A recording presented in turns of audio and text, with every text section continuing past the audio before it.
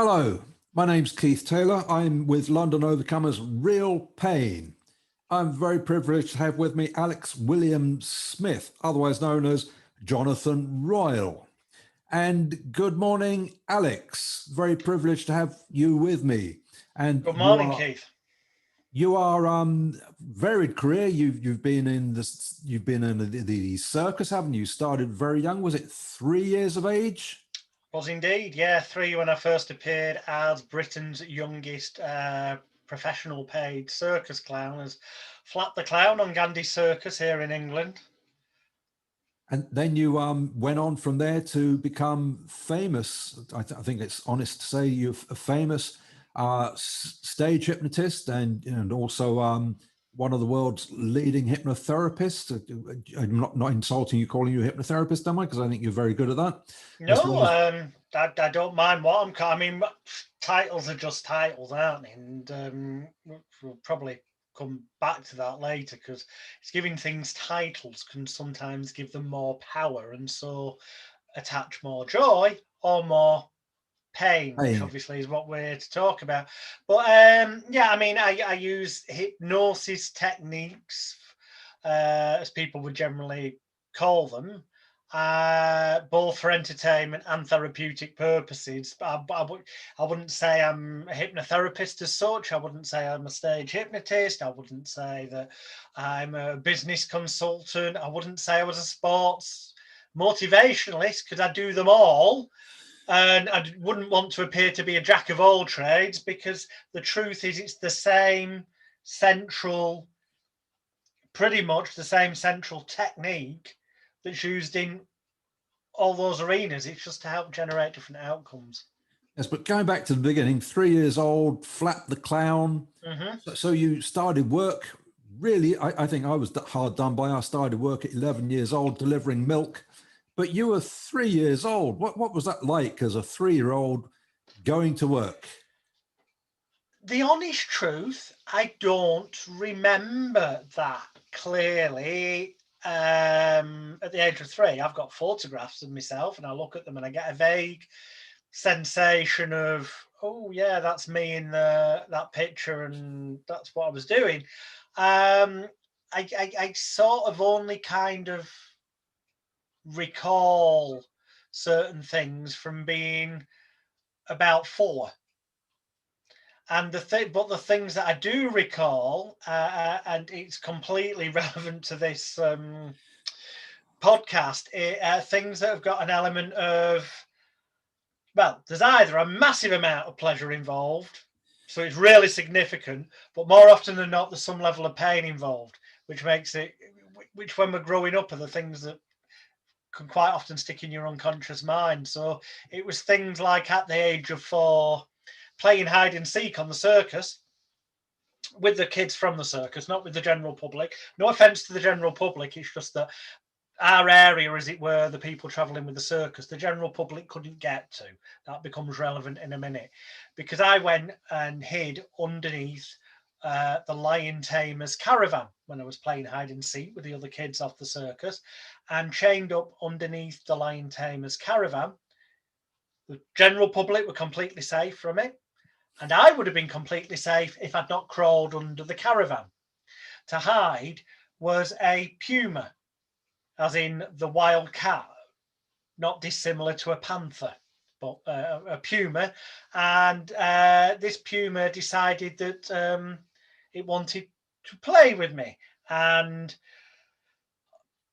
basically, this ear, my left ear, ended up getting ripped off. I have scars down the back of my head. I've got scars all down the back of my back. And I kind of, in a weird, disassociated, like you sometimes hear people talk about near-death experiences kind of manner, have this, and it could have just, this could be just something that my mind conjured up, but I have like what I can only describe as feels like it's a memory of being able to see myself underneath this caravan trailer, as we call them on the circus, and seeing myself being attacked by this puma. Now, when I say it was playing with me, that isn't as flippant as it sounds because after I'd been saved by the lion tamer, which fortunately I was pretty much told, yes, your ear's been ripped off and you've got scars down your back and your head. And if you'd have been there much longer, then accidentally your neck could have been caught, your jugular, you could have been dead. But if it had wanted to kill me, apparently it would have all been over and done with long before. So it probably was just playing.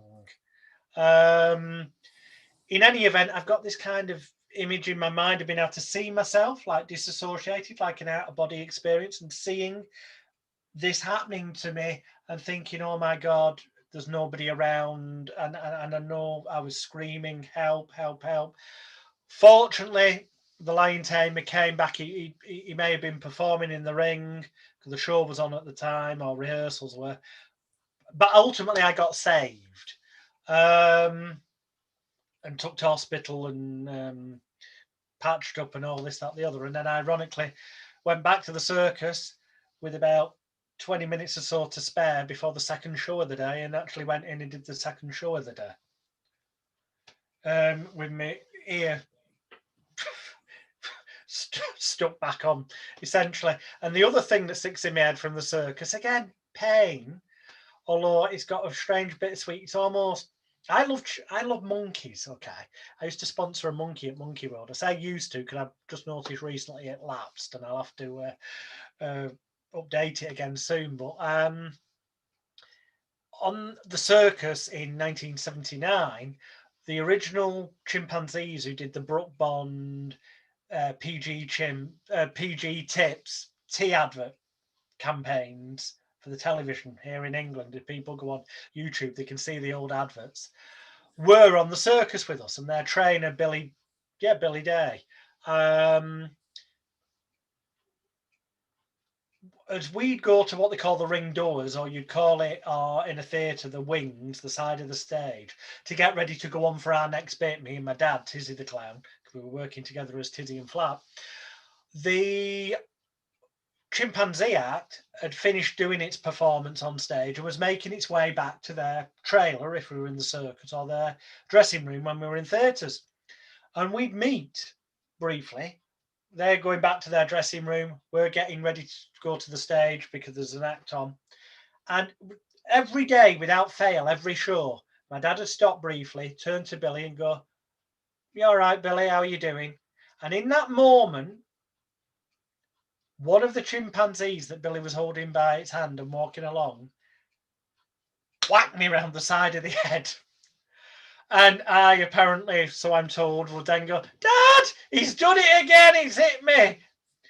And again, at the time, that was daily pain. But apparently on reflection, it was just being playful because I was short and small as a 4-year-old, probably about the same height as the chimp was, because if they've got enough strength that if it had really wanted to hurt me, it could have knocked me unconscious with one whack round the head. So that's to answer your question, but the message there that hopefully listeners and viewers can get from that, and I'll try and make it a bit clearer, is that the way that we perceive things when we are young, as it's happening to us when we're really young, is the way it kind of gets locked into our personal neck-top computers, our unconscious mind, our subconscious mind. And those programs keep running when we grow up and get older, unless we do something about it, use some sort of techniques to go in and alter them, which I eventually did do in later life. But for a long time, I was walking around with this file running of nearly lucky to be alive, nearly killed by a puma, getting attacked every day by a chimpanzee whacking you around the head, getting bullied at school when I did go to school for being the odd one out, the circus clown's son, being on the circus, being a traveller, not fitting in the box with the label that people consider to be normal, which then caused other people perhaps to feel scared, maybe, looking at it from an adult perspective of this person doesn't fit in with my construct of reality, so they therefore then attack to try and make themselves feel better, which ultimately then can cause the victim or the recipient pain. And it's all about how you look at it. It's about perspective, but it's about looking at it with new eyes as well, which is easier said than done, because yes, as an adult you grow up and you can look back and go, well, you know, kids are cruel, they were probably scared or they were jealous. That was appearing in newspapers and stuff, but that didn't help in the slightest. I was being told those things at the time, but it didn't help stop the pain, the emotional pain that was felt, or the physical pain of being hit by bullies. And those negative files were still running in my unconscious, subconscious mind, as they do for a lot of people, like sexual abuse victims. They may consciously think they've got over it totally, but they wonder why there's blocks holding them back. Well, it's because the unconscious, subconscious mind's not fully dealt with. The inner child, the mind of that child is still there. Okay, somewhere in the unconscious, subconscious, and you've got to go and rectify the traumas that the younger you had that could be running negative programs that are still holding you back now. And you know, I'm no exception to that. I had to go and do stuff to I use the word FAR. Perhaps this will make it clearer. The word FAR, FAR. The things that hold us back in life, cause problems, cause pain, or amplify things that might be a little bit uncomfortable or a bit painful, but amplify them out of all proportion. The word FAR reminds me of fear, frustration, failure. Then the letter A is anger, anguish, anxiety. And the letter R is resentment, remorse, regret.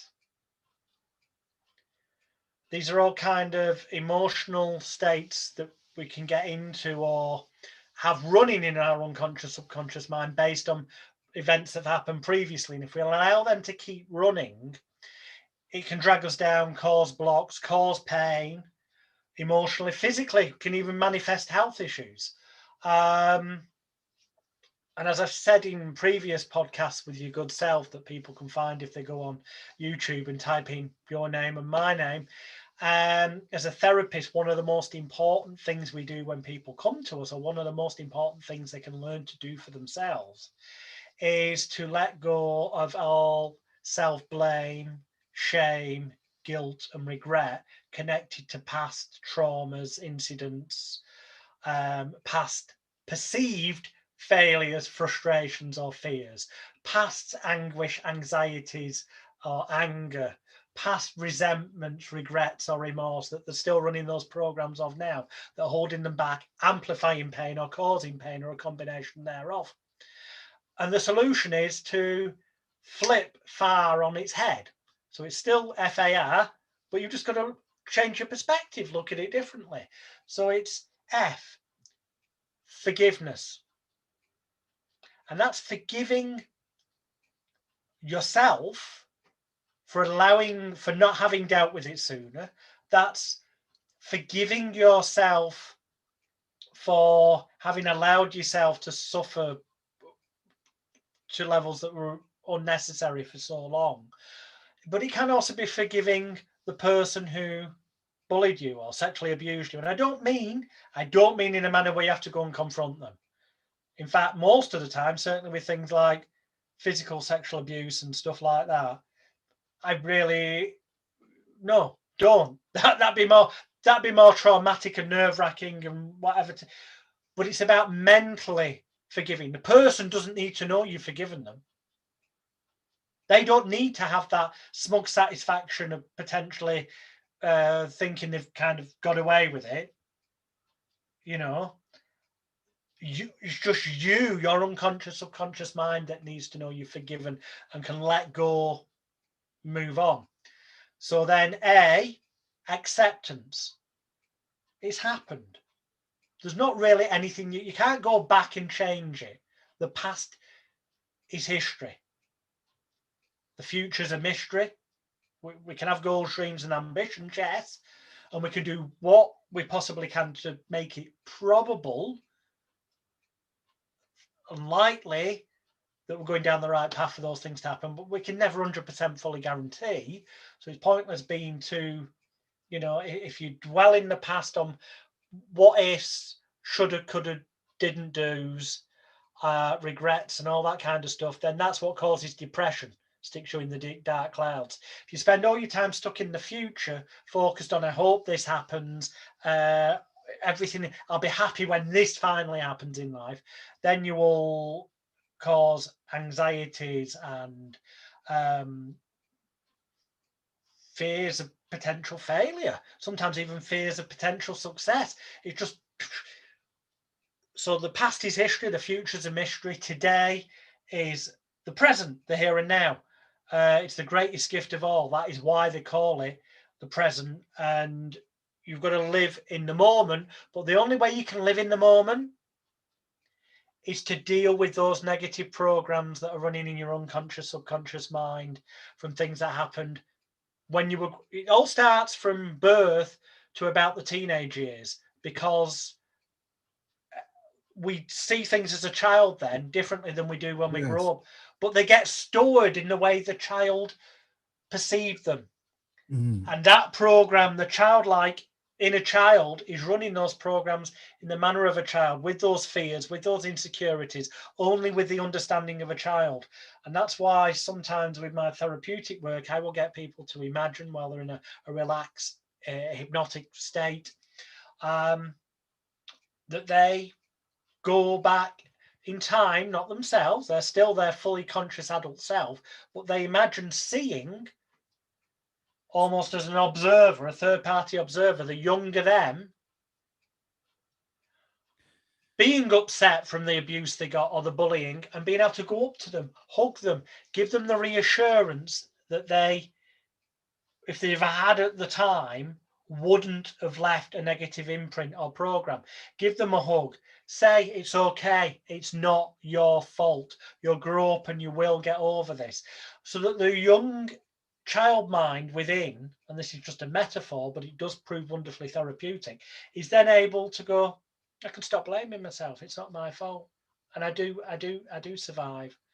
And to then let go of it, and then it has a knock-on effect all through the kind of timeline of their life and memories and patterns here, to reprogram the computers so that in the here and now, people can actually move more forward more freely. You can take the memory and build a frame around it, can't you, Alex? Like a picture frame, you can take that memory, build a picture frame around it, and then you can move it to the side or behind, and you feel then that you're in control of that memory, because at the moment the memory is controlling you, but you build the picture frame around it, and then you can change the size of it and change the intensity of it and move it somewhere else. So you could move it behind you and imagine nailing it to the wall so that it can't go with you, and then you can move away from it, can't you? Yeah. There are all the kinds key word there is change. Change it. There's all kinds of techniques as a hypnotherapist, because I'm a hypnotherapist as well, that we can use to give you control over the memory. Or that you can use yourself, because the key word is change. That's the best word. I'm glad you said it. And it can be that simple as imagining that reoccurs, that's holding you back, and change things. Change. If it's currently in color, you see it, turn it to black and white. If you see it in black and white, ironically make it color. It's the reverse, make it the opposite, because if you make the way they call it VACO, visual, auditory, kinesthetic, olfactory, gustatory, but it's basically, in layman's terms, the way that you taste, smell, see, feel, or hear things as memories, as experiences. If you alter them to the opposite of what they currently are, if it's causing a negative thing, then by altering them all to the opposite, it has to have an opposite reaction and effect, knock-on wise, which means it can no longer bother you, worry you, or concern you as it once did in the past. So we're so much in sync. When you first, right at the beginning of what you were saying, you started to talk about pain, and that was the word that was in my mind, and I'm thinking we're totally in sync here. And that's the power of the collective consciousness, which I believe in a lot. And you were also talking about when you saw the event of the was it Puma? Yeah, it was a puma. When you Yeah. saw the Puma, and it was like you were disassociated and standing outside of yourself. That was I was very much thinking of that. Before you said it, I was thinking that you're going to dissociate, and then you started talking about dissociation, which is very weird. And dissociation is very much what happened. I have no memory of it actually. I have, as I say, I've got this. I became disassociated, and I kind of can remember. It's like I can see myself being scared, but I had no memory of the fear because I'd disassociated. Yes. And as you know well, Keith, having worked with clients, disassociation, distraction of the conscious mind from a physical pain or an emotional pain, can be one of the most effective ways of, if you've got somebody with what a conventional doctor says is a long-term pain issue like arthritis, giving their conscious mind something else to focus on, so they disassociate, are distracted from that normally niggles and bothers them, can be one of the easiest, most effective ways that people can learn to manage and overcome long-term pain issues. Yes. Well, when I help people stop pain, I just distract them from the pain, and the pain goes. It's often people tell me that my voice makes them feel better, and it always amazes me because I listen to my voice on a tape recorder and I can't stand it.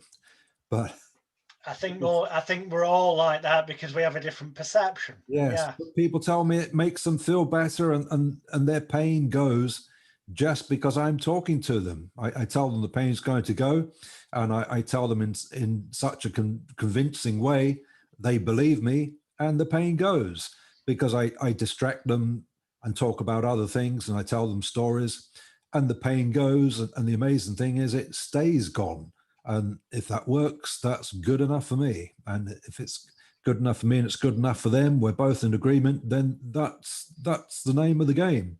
Well, yeah, definitely. I mean, I think it's quite often so many people that conventional medical wisdom, because it's an invisible, intangible thing, a doctor can end up saying, well, there's no reason why you should be in pain. We've done x-rays, X, Y, Z. So clearly it must be arthritis or something. They'll give it a label. And at that moment, the person can choose to take ownership of that in a positive or a negative fashion.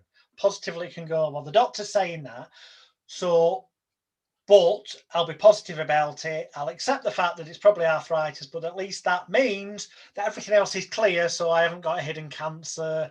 I haven't got a broken bone. There's so many positives that now I haven't got all these issues. So yeah, I've got to accept the fact that there's an issue there that's the cause of this apparent pain.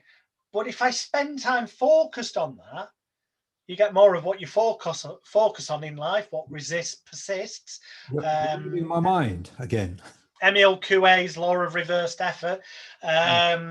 Hypnotists know if you tell somebody to try to separate their hands, for example, that the more they try, because of virtue of that word try implying there's a possibility that it might not be possible, it makes it more likely that the person will find that the hands are locked. In the same way, if a person goes, I'll try not to focus on it, they're more likely to end up focusing more on pain and therefore amplifying it. But in truth, quite often these people who got given that label, they could have accepted it, as I say, from the positive. It means it's nothing serious. But now, you know what? I'll let it be, and I'll not focus my energies on it. I'll find other things to do. Because a late famous hypnotherapist, Dave Alman, noted in his book Hypnotherapy, victims will come into a burn unit in severe pain and agony. And he'd run up to them in the emergency room and go, hey, what's your name? And they might go, Roger. Okay, Roger, what's your favorite thing on the entire planet to do? And the person might say, I love playing tennis. And he'd immediately go, okay, close your eyes and think of all those times you loved and do love and continue to love playing tennis. The times when you've been really in the zone, when you've had the best matches and all that. And just so long as you keep playing tennis in your mind's eye, then you notice that the level of discomfort that you feel is getting smaller and smaller and fading away more rapidly with each second that passes by. Well, yeah, there's the obvious thing that he stopped using the word pain and started to call it discomfort, which lowers it down. But also there's the fact that the person's got a lifetime of playing tennis memories filed with joyful, happy, relaxed, physiological states already anchored when he physiologically. Pardon? When he wasn't in pain. Exactly. So by conjuring up those memories again, by focusing on them, it is triggering off the anchored, or as some people in conventional psychology would call it, state-dependent memories and learned behavior that he's already got connected to tennis off, because the mind doesn't know the difference between, the unconscious doesn't know the difference between an imagined event and reality. So the body will think it's genuinely playing tennis, and that will trigger off the feel-good chemicals, which are the body's best natural painkillers anyway. That's a knock-on side effect positively for the individual. And this helps people immensely in burns units. And it can, a simple technique like that also, if somebody with medical science say, look, you're going to be on painkillers for life. Well, I know people that have stopped taking the painkillers. I'm not advising people do that without consulting a medical GP. Because we're not giving medical advice on this show. No, you do it in a controlled manner with your conventional medical GP's supervision. But I've known people who've been on high amounts of painkillers for years and years who've either fully got off them or massively reduced to a far more safe and beneficial level, and yet their pain, as they would have labelled it in the past, has either gone completely in the way they perceive it or has dissipated to such a level that they find it laughable compared to what they used to put up with. That it really doesn't bother them, because they're like, crikey, why did I have so many years that I put up with it the way it was when it could be this simple as it really can, as you know, to change your focus of energies and attention. I think we should, when I put this show up, I think we should offer it with a prescription, because people listening to this show will lose their pain. They will, just so long, well, to a degree. They may not, we can't, because we're not allowed to legally guarantee anything anyway. They may find. And you're quite right to reprimand me there, because we can't make false claims. But their level of pain will certainly dissipate and reduce more rapidly than perhaps they thought would be possible, just so long as they allow themselves to focus on, the moment they feel a niggle or a pain, whether it's an emotional or a physical one, divert your attention to something that you recall as being joyful, pleasurable, relaxing, and that made you feel good at the time in your life, because in turn that will help trigger off that state-dependent memory learned behavior or anchored physiological feelings, call it what you will, to help you feel better. And I do invite the listener to make a note below of your results, because I feel sure that you'll have another little tip. I'm sorry to be gross if you're watching this, but I'm about to show you my tongue, viewers, and saliva on it. I know that seems a bit gross. It will make sense in a minute. The thing is that when you've got saliva in your mouth, okay, you can only really get saliva in your mouth to a massive degree when you're calm and relaxed. When you are completely stressed out and in a state of fear on the fight or flight kind of scale of life, your mouth gets dry. When you're confronted by the dinosaur, scared, you get in that moment of, do I fight the dinosaur and maybe win and also take home dinner as well as surviving? Or do I try to run like the clappers to get away, flight? Do I end up freezing, almost like in a hypnotic state of, should I fight? Should I run? I don't know, like the cat in the headlights. Or do you shite? Because it's actually fight, flight, freeze or shite, and shite meaning literally to defecate, to hopefully cause a natural sting that would scare off the dinosaur. This is the animalistic fight, flight, freeze, and shite. Fortunately, generally speaking, it's mainly fight and flight. Now, but when you're in the fear element of it, which quite often with the cliche fears quite often stands for false evidence against reality, or false evidence appearing real. It's about the perceptions and the value we add to it, blowing it up out of proportion. You know, the moment you get labeled by a doctor as having a long-term health complaint, that label for most people automatically makes the pain they feel or worse.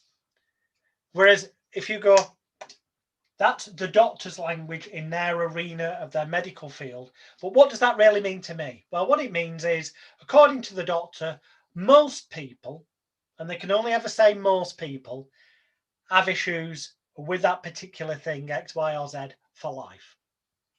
However, they can never say all people, because you can, if you go and look, find evidence of people with practically any and all illnesses that defy conventional medical science. And the way to dissipate your pain and reduce it in such circumstance is to purposely go and seek out as much evidence of people who were not held back in life by that thing, who didn't let it ruin their life, so you can see what is possible in the world, as they're saying in LP. If it's possible out in the world for somebody else, then it's possible for me or you. And they can never say it's impossible. They can only say most people. So you can choose to disregard that in a sensible manner, where you still keep consulting with your medical GP if it's something that, you know, in certain arenas, use common sense. But you can choose to focus more of your energies on the fact that there's people out there who've overcome these things. There's people out there who've lived with them for life, but in a manner where they weren't in severe agony all the time, because they focus more on those hobbies they enjoyed, or they focus more on spending time with the people that made them feel good. It's about energy goes where energy flows where attention goes. And the type of energy, whether it's negative or positive, is down to what thought signals and things that you're processing. That's right. And going back to what you said about saliva on the tongue, Jonathan, that's right. When I keep saliva on my, or if you keep saliva on your tongue, it reduces pain. And that's how I went through surgery without anesthetic. And you know that I've actually done surgery on myself, and I always keep saliva on my tongue, and if you press your tongue into the back of your top teeth and keep it up against the palate with saliva in your tongue, that helps you to reduce your perception of pain.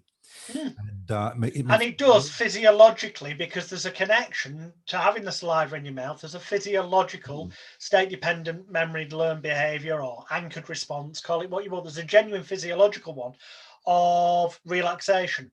And relaxation is the opposite of the stress that has to be linked in with pain. Is a tension, is a stress. It induces immediate calm when you've got saliva on the tongue and you press the tongue into the roof of the mouth behind the teeth. It triggers the vagus nerve, the wandering nerve, which attaches between the brain and all the organs in your body and forces your body to relax. And when you're relaxed, your perception of pain is reduced. You feel calm. Exactly. And if you also smile, but it also reduces your perception of I'm not going to say pain anymore, discomfort. Yeah. Reduces and as Spanish surgeon, Dr. Angel Escudero, devised a technique he called noisy therapy, which basically means treatment through thought. And the key to that was getting saliva on your tongue. And then while the saliva's there, as daft as it sounds, because talking with the saliva on your tongue is a bit awkward. You sound like you've got, no offense to anyone with speech impediments, but you end up sounding like you've got speech impediment. So it's probably best to do it when no one else is about, or do it quite quietly so they don't hear. But he found that if you give yourself affirmations, suggestions, or hypnotic commands, as they may be called, because arguably this state that's triggered off physiologically with the saliva and the focus of the tongue against the back of your teeth, it's a fixation of attention on one thing, excluding everything else, arguably is helping to bypass the critical faculty analytical area of the brain and causing an eyes open, or you can close your eyes if you want, state of hypnosis, what people call hypnosis. And, he would get people to, with the saliva on the tongue, get to the back of their teeth, say a phrase like, my left arm is now completely anesthetized. So yeah, it sounds ridiculous. My left arm is now completely anesthetized. It does sound a bit ridiculous, but you get them to do it 3 times, and then you'd be able to cut up do an operation on their arm without any conventional anaesthetic, and they didn't feel a thing. They're wide awake. There's videos galore of him. If you go on the YouTube, Dr. Angel Escudero in Valencia, Spain, doing this. So it's a good time to give yourself suggestions. If you've got a long-term discomfort that's reducing every day and every moment that you listen to this, it's also reducing each second of each minute of each hour, day, week, month and year from this moment forward. You find you can awaken in the morning with an inner warm glow of confidence, a renewed optimism to life, a more positive attitude to get things done, where as an automatic reflex action, that discomfort keeps just melting down and down to the point where it's almost non-existent. But if ever it does twinge a little bit more than normal, you can just focus your energies on that you enjoy, memories of the sport we talked about before, or take a few moments to think of a horrible, bitter, sour, juicy lemon, someone taking a knife, cutting it in half, and taking just one half of that lemon that's dripping the juice out, and taking it and sucking in on that lemon, and you're going to find you've got saliva coming into your mouth. No? Starting to run with saliva, that's great. You can think of that to help you trigger the saliva to then give yourself a positive command or suggestion that you feel no discomfort whatsoever, and change your focus and energies onto positive things. Yes, I can taste that bitterness now. And I wonder how many of our audience have got that bitter taste in their mouth, making them dribble. Yeah. Sorry about that. I imagine most of them. And I'm thinking probably you have also, Alex, got that bitterness in your mouth now. I can see it in your face. Yeah, that's why I just had a drink. Yeah. Yes. And wonderful. It's we talked a lot about pain or discomfort. Mustn't use that pain word. Well, it's what was pain.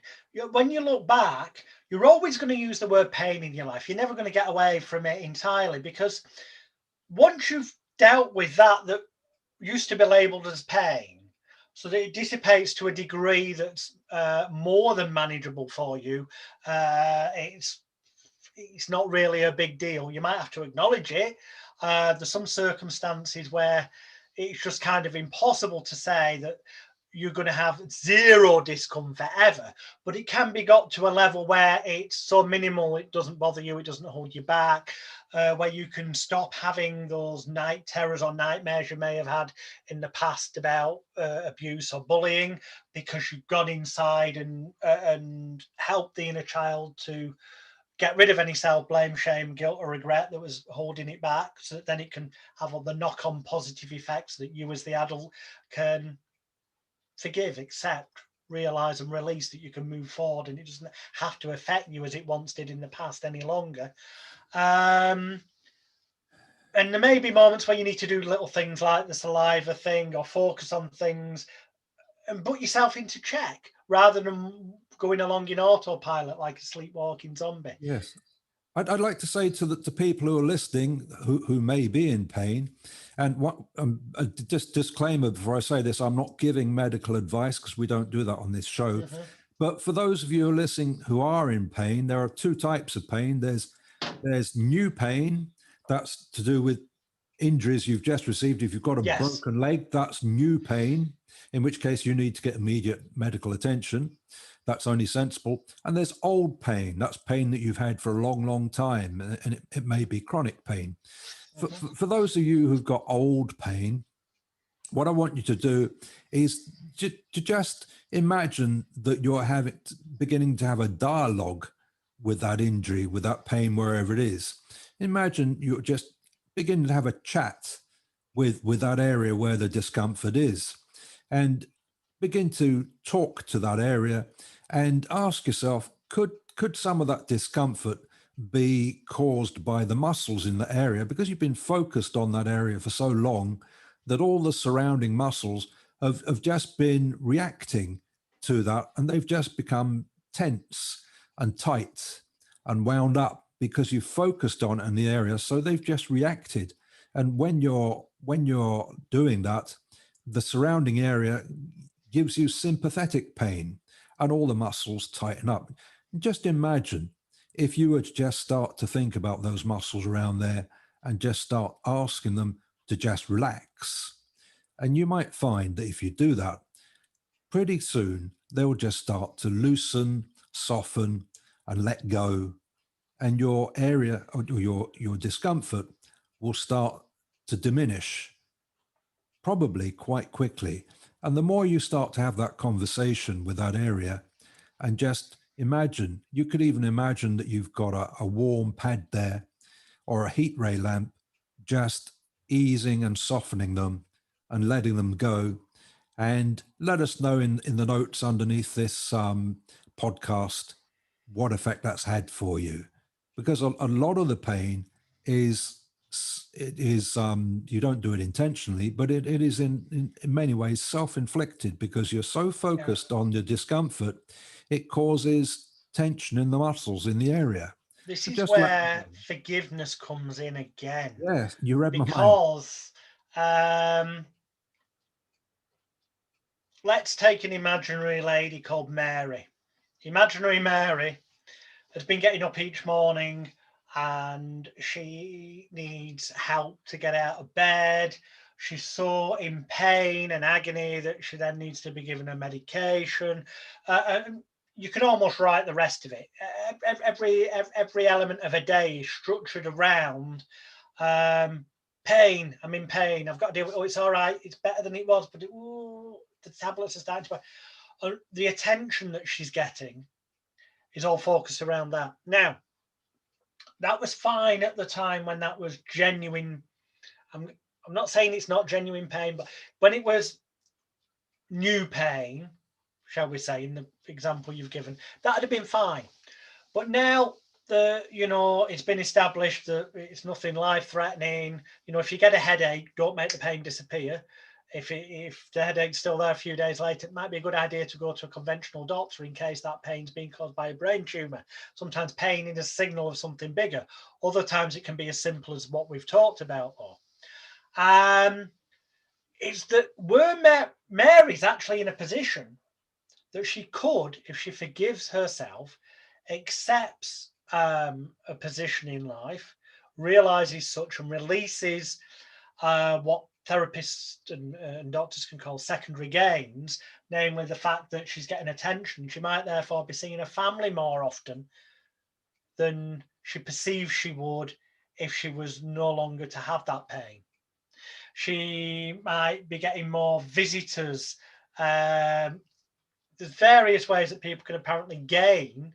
It can seem more beneficial to them at an unconscious level to keep that pain than letting go of it, because then they could lose the visits every day from the home help, or the family being as attentive is the way they perceive it.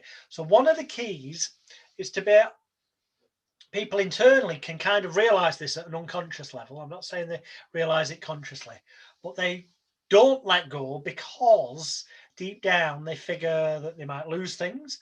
And because of that, then they might not feel as wanted, as loved, wanted, needed, appreciated, cared for, cherished, or valued. They might not feel as good as a person. Now, this is amplified by the idea that they could just do some simple techniques. Some people will be put off from the simplicity of what we've talked about. Because if they started doing that and immediately dramatically get a massive reduction in the discomfort they were feeling, and that they feel in the future far less than they ever did in the past, then, well, I'll let you into a secret, viewers and listeners. You could always just tell a white lie or omit from saying anything to your family and friends about the levels having reduced so dramatically if you really want to fill some void of they're getting their attention and them visiting, you know. You don't have to actually have the pain to continue getting the benefits you were getting. Now, I'm not saying that's ethical or moral, and I'm not saying you should do that. In fact, you'll feel even better about yourself as a person when you forgive, accept, realize, release, and let go of any self-blame, shame, guilt, or regret around it, and find a way to feel loved, wanted, needed, appreciated, cared for, cherished, and valued, and whole as a person without needing to play the pain card to get attention. But here's the beautiful thing. When the pain's disappeared, dissipated, yeah, you might not see the family members as often in this imaginary example. But because you're in less discomfort and you've got more flexibility and movement, you'll feel more positive and able to perhaps start a new hobby or pastime that gets you out the house more and gets you meeting more people and gets you to widen your social circle and gets you to feel worthwhile, loved, needed, appreciated, cared for, cherished, and valued. So we can fill that gap in a positive manner and make you feel whole again as a person without the need for pain or discomfort to be, you know, in the equation. But again, some people are put off from doing that even when they realize that that's the truth of the matter. Because what if I wake up in the morning, Mary wakes up, gets up of herself, home apparatus, oh, it's all right, I got myself up. Have you had your, oh, that's weird. Have you had your tablets, Mary? No, actually, I don't feel like I need them at the minute. Suddenly, home help stops. There's the knock-on effect of losing things. But also, home help's going to go, you might just be having a weird, odd, okay day, Mary. I really think you should take your tablets. Because people can't, especially that work in conventional medical fields, often can't accept things can change that quickly, positively, and rapidly. And can therefore give negative suggestions. And that person can then feel a bit daft or bad and start doubting their own mind power abilities, and also feel criticized and attacked that they're being told that what they're feeling is wrong. Or some people might go, well, if it was that easy, Mary, to dissipate your pain, lower it down without drugs, why didn't you do it sooner, you silly old moo? Making her feel bad. So what happens is relapse, so that she can prove she's not a silly old moo and feel worthwhile again and feel not criticised. Which is why often these rapid changes that on a long-term lasting manner only happen when people have been to consult a professional, qualified, ethical hypnotherapist like your good self, Keith, or myself, or one of our colleagues. Not because we particularly do anything other than we've shared with people, but because when they leave us, when they notice all those wonderful, fantastic changes happening that they could be noticing right now anyway, when they choose to accept, believe, and realize, forgive, and all the stuff we've talked about, they've got a safety shield. Because when the family and friends go, if it was that easy, why didn't you do it sooner? They can say, if I'd known about Keith Taylor, hypnotherapist, or Jonathan Royal, hypnotist, then I would have gone to see them sooner to give it a go. And then, yeah, I would have had this result sooner. But I didn't know about it. And effectively, that removes all self-blame, shame, guilt, and regret from them. They can no longer kind of been attacked for not doing it or criticised for not doing it sooner. And it gives them permission to change and a safe environment to do those changes in. So, but guess what? You could always tell a little white lie. A white lie with positive intent doesn't harm anyone. So if you but to use the techniques Keith and his other guests share with you, and we've shared with you in this, and notice as you will, when you believe, accept, forgive, accept, close your eyes, do that imaginary thing, going back, seeing yourself as a child, say yes, use the Ho'oponopono techniques, the Hawaiian forgiveness ritual, go to the inner child you, imagine hugging them and go, I'm sorry for not being there at the time. I forgive you. Please forgive me. I love you. And then imagine the young child saying to the adult you, I'm sorry. I forgive you too. Please forgive me. I love you. And notice how much better you feel after you've done that. It's like you can sever the negative connections. What's actually happening is you're helping the amygdala in the brain to process the final negative remnants of the trauma, to release it, to allow you to move forward. And you can do that, and give yourself the invisible safety blanket by just telling a little white lie.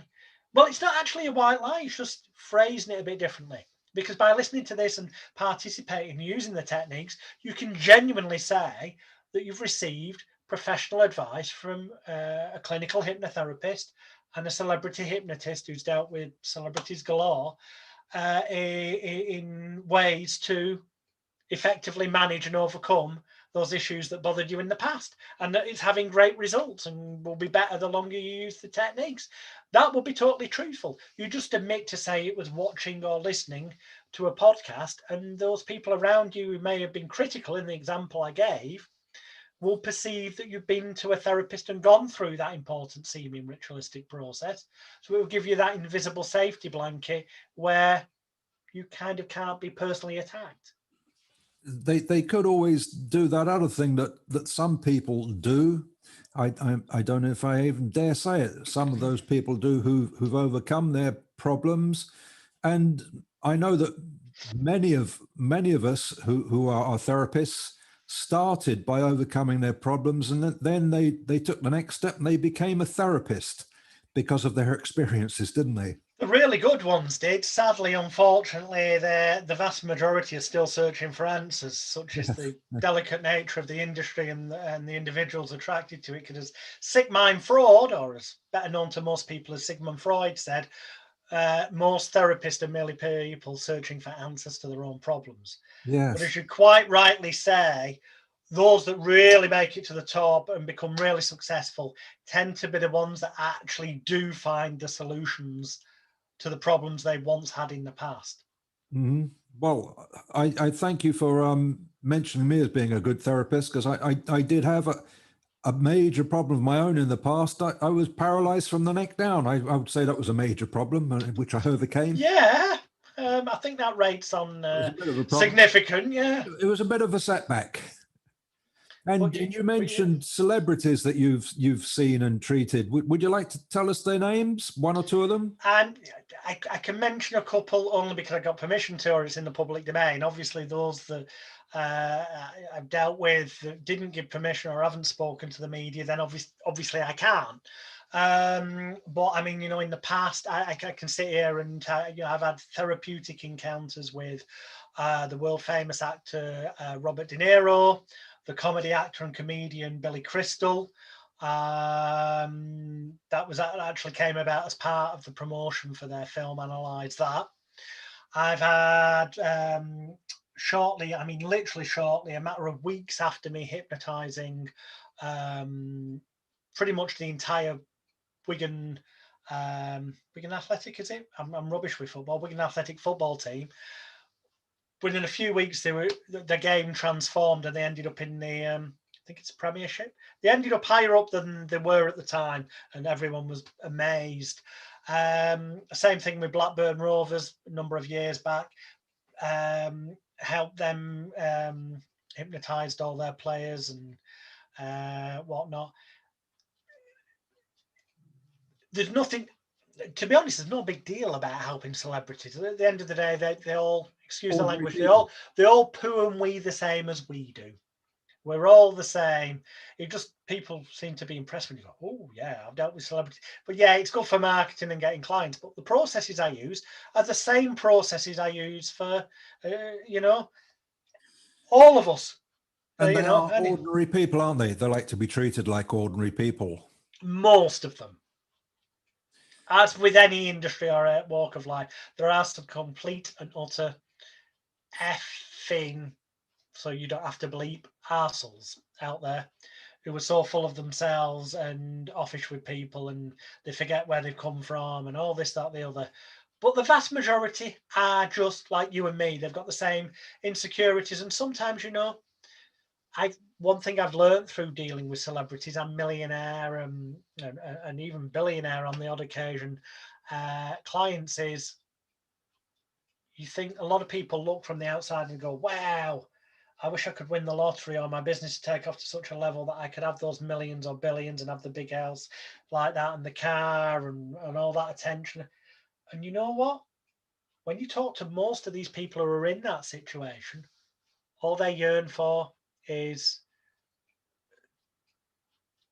to kind of not have to carry on selling themselves so much, Yeah. but be able to get that. Ultimately, they want to feel loved, wanted, needed, appreciated, special. But by the same token, there's a conflict because they'd sooner keep themselves a bit more out of the public eye, but they can't because that's the way they end up feeling loved or getting. And that can cause conflicts. And they can actually have inner turmoils and anxieties and stuff that far outweigh people who've got far less money. But that's not to dissipate that, I'm not belittling the people who haven't got money, because I can honestly tell you that if I was going to be really unhappy in life, I'd sooner be unhappy with a lot of money than unhappy with no money. Because at least, money will buy you a lot of unhappiness, won't it? Yeah. What they say. I've met a lot of celebrities, and I've liked all of them that I've met, apart from one that I was a big fan of until I met her. Okay. And I won't say her name because she's dead now. But when I met her, she told me to F off. And all I said was hello. And I instantly, and she was a comedian, but I was not impressed by because I only said hello, and I was only walking past her. I just said hello, and I was going to walk past. And she just turned to me and she said, F off. And I was not impressed by the way she approached me, because because I don't pester celebrities because they're just ordinary human people and I respect the time. And I just saw her walking towards me in Wimbledon. She was, and I just said hello, just in passing, being polite, just recognizing her. And I was just just going on my way. And she just looked at me. I'd been polite to her and said hello, just to let her know I'd seen her, and I was going to carry on. And she told me to F off. She must have had a bad day. Everyone can have bad days, but there again, it's just, who knows? It's not got, one of the best. There's a book. There was a very famous book called The Secret, and sadly, it doesn't contain the key. Well, it does and it doesn't contain the secret to life, because law of attraction largely is taught by most people is BS. It portrays the idea that thought alone will manifest everything into your life, and that's nonsense, because you do have to take some physical action. Simple as. And that's the missing bit that isn't mentioned. But one thing worth noting is they talk about having an attitude of gratitude, being grateful for that you've got, and therefore it's more likely that you will get more in. And two living examples of this, if you don't know who they are, go on YouTube and type in the names. Penn Jillette, and I've forgotten his first name, but he's known as Teller. Basically, Penn and Teller, the American magicians and illusionists. Yes. And I went out to Vegas a few years back to do a hypnotherapy training seminar where I was teaching people. And one evening, myself and all the delegates went to see Penn and Teller's show. And there must have been about 1,500 people in the audience, because I think that's about the seating of that particular venue. And they're sold out every day for years. Anyway, afterwards, thought, well, hang about a bit, see if there's any possible chance. And we see that, like, there's not everyone, but there's got to be, I'd say, 2/3 of the audience are lingering outside. So there's probably 1,000 people. And like, it's pretty pointless. We saw them come out the stage door, and we weren't right at the back, but we could see there's probably a good 700 people in front of us. And we thought, they're going to get fed up. They're going to go. It's pointless waiting around. And then suddenly, a couple of staff from the casino came and said to people who appeared to be ferreting off, they goes, are you waiting for autographs and photos with Penn and Teller? And they went, yeah, but obviously we don't stand a chance. They said, well, it's up to you. But we can tell you now, they won't leave this building until every last one of you that wants a photograph or autograph has had it. And I thought, are you sure? Fair enough. She'd reassured us. So some didn't believe, some left. And sure enough, we had to stand around, but we had a chat amongst ourselves about how fantastic the show was. And it really was. I recommend it to anyone who goes out to Vegas or gets a chance to see them when they're touring in England. And it probably took an hour and a half before they got to us, but they did. And once we got our photographs and signatures, we witnessed them. They did stay for everyone. And I asked them and I said, wow, does this happen like every night? And it was actually Teller, the short one that never speaks on stage, and it's really weird. He actually speaks to you after the show when he's doing autographs. Such a lovely gentleman. And Penn's a great guy as well. So much so that after that, I donated some money to his crowdfunding for his film Director's Cut. So if you get his crazy weird ass movie, actually voted. Let me reach behind me. Best weird ass crazy crowdfunded movie of 2018, Director's Cut, with Penn Jillette. You'll see my name, Jonathan Royal, on the credits. Anyway, sorry, I digress there. And I asked, and I said, does this happen every day? And they went, yeah, pretty much. I said, don't you get fed up? He said, yeah, it can be a bit tiring. There can be days where you're feeling down.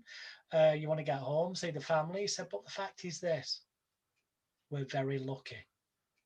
We've been here for years. We sell out every night. The reason we sell out is because people will go away, give rave reviews. It's partly because of the content of the show, but people always say it was great. They got to have photographs and meet and get autographs and all that.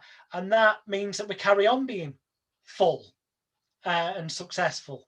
And he said, we never forget that the reason we're here is because of the people.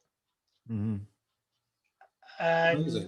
I thought, yeah, and then, I mean, that epitomizes the attitude of great. They will wait however long it takes that everyone gets their photos and autographs. But as a result, it comes back to them. But they've taken positive action now. It's not just mentally going, thanks to all the world. There's an element of physical action has to take place for the rewards to come back. Can I stop you there? Of course you can. Speaking of taking positive action, years ago when I was a young lad, and I wasn't as forthcoming as I was now, because I used to be I still am introverted in many ways, but I used to be really shy and retiring. And when I was in my 30s, I think it was, I went to see a show in Croydon with Eartha Kitt. And as I walked into the theatre, I was a real big fan of hers. I mean, who wouldn't be? And I went into the theatre to see her in Fairfield Halls at Croydon. It was the Ashcroft Theatre at Fairfield Halls in Croydon. And I was thinking, how could I possibly meet her? It was impossible, because she's a big star.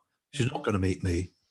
And as I went into the theatre, and I went into the theatre, and the theatre was packed, except for where I bought a front row ticket, and the seats were in 4 sections. There was the left-hand front section, left-hand rear section, the right-hand front section, and the right-hand rear section.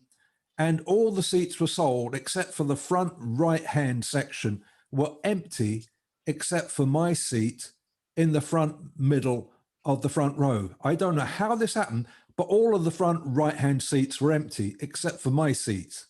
So I was in the front right-hand section of seats exclusively on my own. None of the seats were sold except for mine, which was amazing. So I was there on my own in the front right-hand seat. And Eartha was on the stage doing her singing act fabulously, which she does. And she was on the, and she was going along the front row on the left-hand section of seats, singing to everybody. And she was performing to that side of the audience, and she was singing about money, as she does. And she was going over to the audience that side saying, come back to my dressing room later and see me. And these men were with their wives, and then she would go back to them saying, no, don't bother, you didn't bring your checkbook. And everybody laughed. But she kept using this line, and she was wearing it a bit thin. And I thought to myself, if she comes over to my side, I'm going to throw my checkbook at her. But she wasn't coming.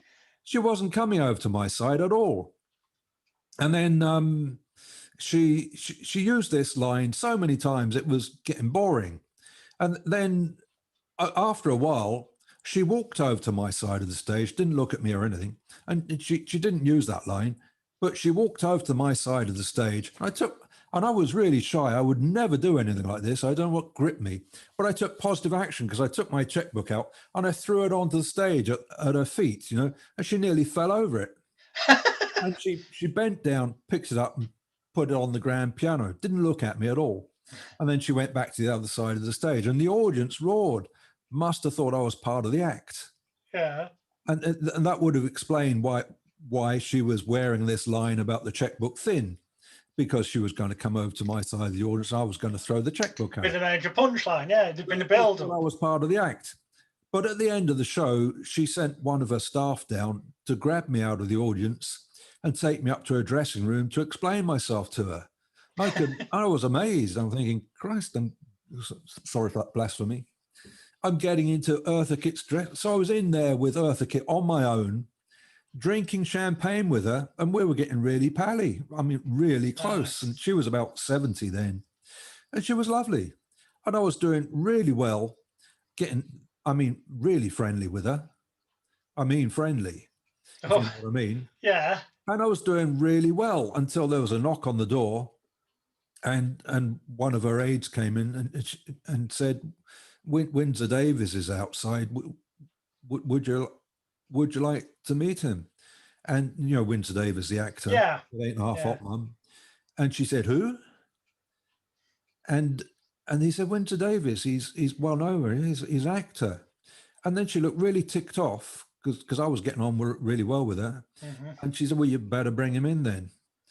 And so he came in and he was really rude because I was standing this close to her. Mm-hmm. And he stepped between us and pushed me backwards and started chatting with her. So I was a loose end then. And if I was the man I am now, I'd have decked him.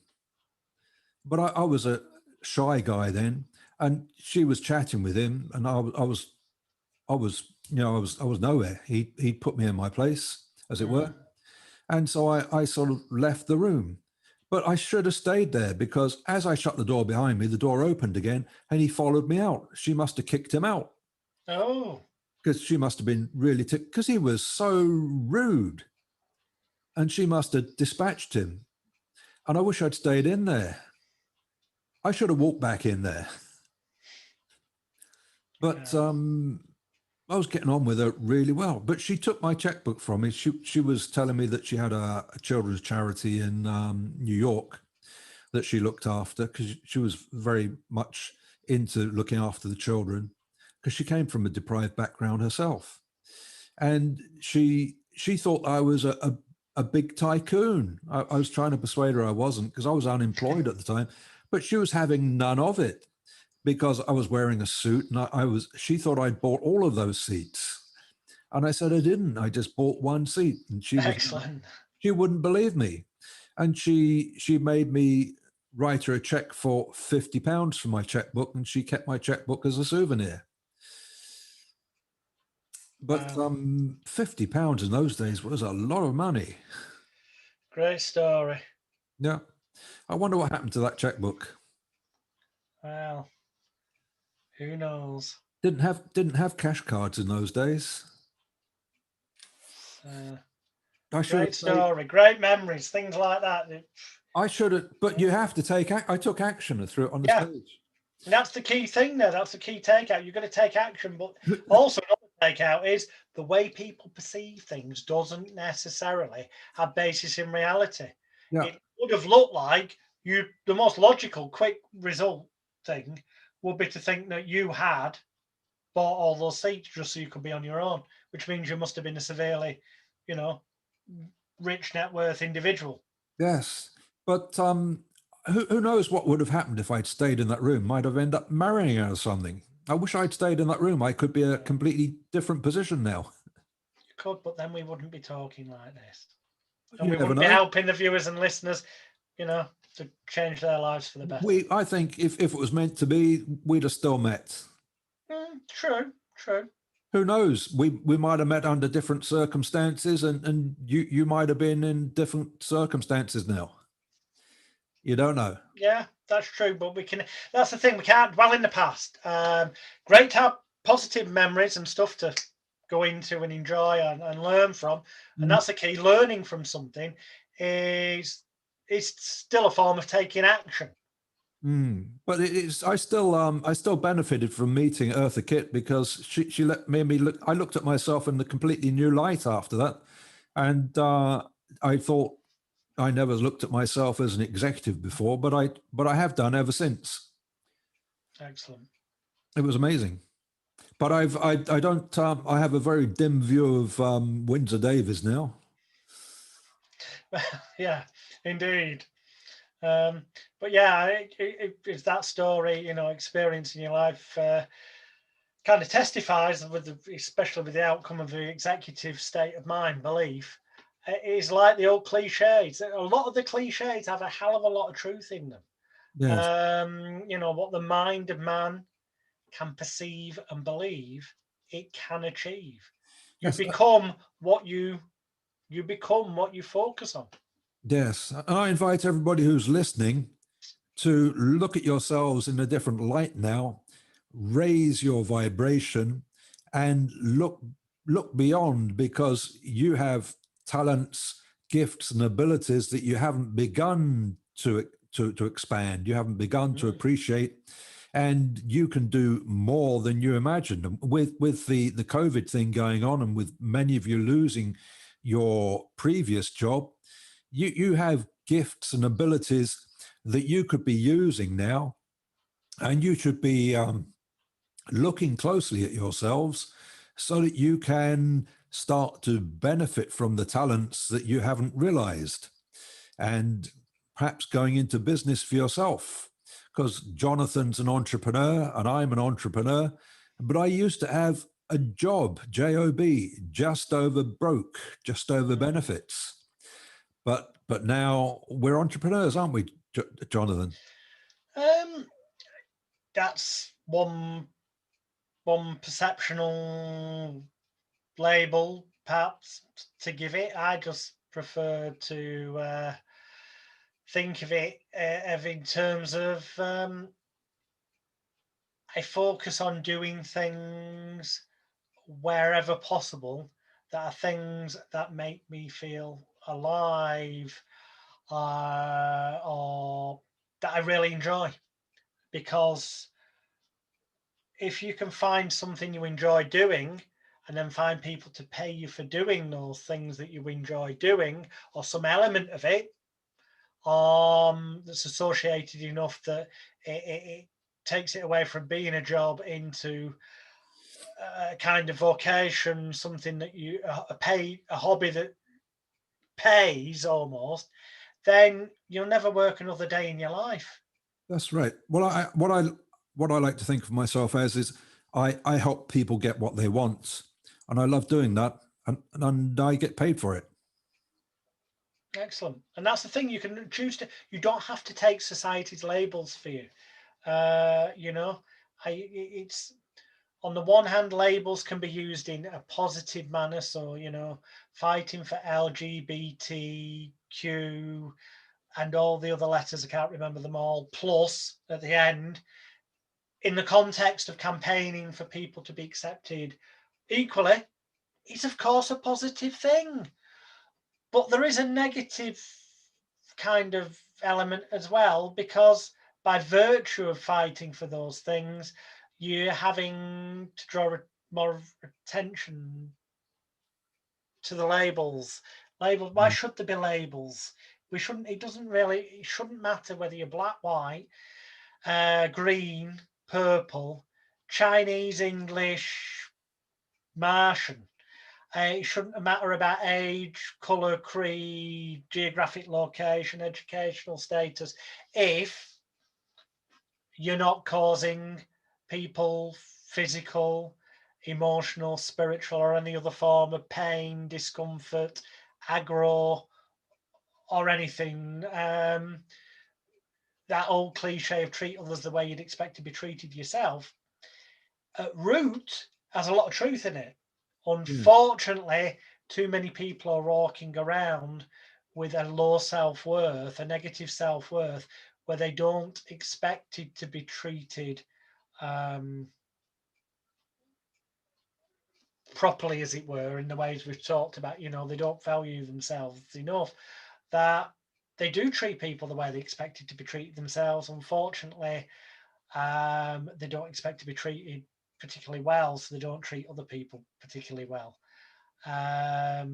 If more people were to take time to cure that inner child, to release those things, to get rid of the fears, frustrations, failures, angers, anxieties, anguishes, resentments, regrets, remorse, and were to use forgiveness, acceptance, realization, release, and the kind of things we've talked about, then they'd learn to feel loved, wanted, needed, appreciated, cared for, cherished, and valued, which in turn would increase their self-confidence, self-image, self-esteem, self-control, aka willpower, which in turn would amplify their levels of self-worth, self-love, self-respect, and positive selfishness. Because sometimes you've got to be selfish first to be selfless later. The example being on an aeroplane. If the oxygen mask come down and you've got, say, 3 kids, you put your kids, start putting the kids' oxygen masks on, you might pass out after the first one or the second, which means you passed out and your third child might pass out. Not good. Be selfish. I know you instinctively want to protect them, but that's why they advise you. Put yours on first, then deal with the kids, because then they're not going to pass out. Or if they do pass out, they're going to end up with an oxygen mask on them, so they're not going to die. So sometimes you've got to be what perceptively at first seems selfish to have the bigger impact of being selfless on a bigger scale. You've got to learn to love yourself and have self-respect. And when you've got that, then treat people the way you'd expect to be treated yourself, and the world could be a damn sight better place. Yes. What is the plus for? All the other letters of the alphabet that have been, all the different genders that we have these days, the way people identify. And that's great. I mean, the great word there is the way that people identify. People should have the freedom to identify the way they want to. And, you know, if you are that person, and I don't know if they were doing it as a tongue-in-cheek satire, as a statement on the events of the world, or whether they genuinely believe themselves to identify as this was a gentleman who's conventionally born as a genetically physical male who has gone in the media recently, sometime in the past week, I saw it on social media, that they're identifying as a female, Asian, I forget what the other bit was. Well, okay, if you want to in your own mind, but I don't think, I'm sorry, this may offend some people, but I don't think, and basically the media were pointing out that you may identify that way, but A, you're not Asian, and B, you don't have any Asian heritage, and C, you don't even look remotely so. So don't be surprised if people in that context don't accept you as being an Asian person. Sometimes these things go a little bit too out of the realms of, you Well, know. my great great grandfather was black Jamaican, but I'm clearly not black. No, but it would give you every right, if you chose to, you'd have more logical right to, you know, in that context. But on the one hand, but on the flip side, if that person born as a male wants to identify as a female, fine, because as we know, there's the whole area of different chromosome levels and imbalances in people, which is a genetic, factual, provable thing. There are people who, just by virtue of circumstance, are genuinely born feeling like they're trapped in the wrong body. Well, and that genuinely happens. I'm So definitely not female, although I may have female genes from my mother. But I've also got male genes from my father. let's not forget. Well, exactly. We all, and let's don't forget, Law, that all of us, whether we like it or not, we all start off as an egg and the sperm. And at this point, the egg, the sperm, even when they go together, it's a bit of a while before it's determined whether or not that becomes what is generally identified at birth as being a male or female human being. Okay. We all have the ability at birth within us to, well, at conception, there is the potential there for us to be one or the other or both. And in the world, there is proof that you can be both, because there are people born with both physical genitalia, if you believe that physicality is the only mark of gender, which quite clearly it isn't. That is nonsense. That is why we should be accepting of different genders and the way that people want to identify, because it's about what's in here or in here. It depends where you say the soul is. Is it in your heart? Is it in your gut? Is it a thought? Is it an energy that's within you? It's that part, how that part identifies. It's not the physical motor car you've been put into. There's an actress, I can't remember her name, who is both male and female. I can't remember her name. Is it she was in A Fish Called Wanda. What's her name? I think she was both sexes. Oh, I can't remember. Oh, right, okay. And I wonder what that looks like. But the thing is, genetically both sexes, but you know, be entirely, I say, up to that individual. It will be entirely their own experience internally, psychologically, emotionally, spiritually, the whole XYZ, that would determine to them whether they're identified as male or female. And they're more entitled than anyone because they've got the choice of both. In that weird example, I know we're taking it to the extremes, but everyone's got that choice and should have that freedom. As long as, and this applies to everything in life, as long as you don't ram it down other people's throats. Religion, worship any god you want on the planet. You know what? Do it. Okay? I'm not going to get into the whole thing about, you know, this isn't a discussion about whether God's real. If you want to believe that God's real, fine, excellent. And you want to, whichever, whether it's Catholic, Jehovah's Witnesses, whatever religion, fine again. But don't come knocking on my front door and saying, would you like a personal relationship with Jesus? Ramming it down my throat.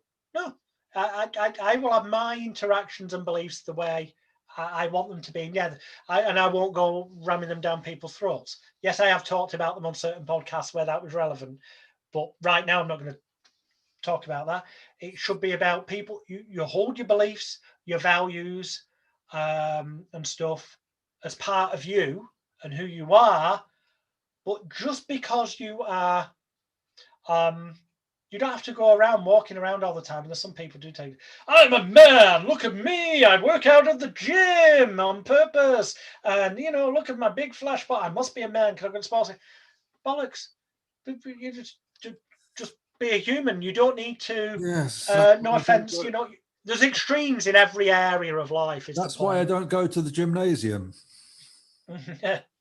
Too many posers. Yeah, and that's insecurities, and they're not those people.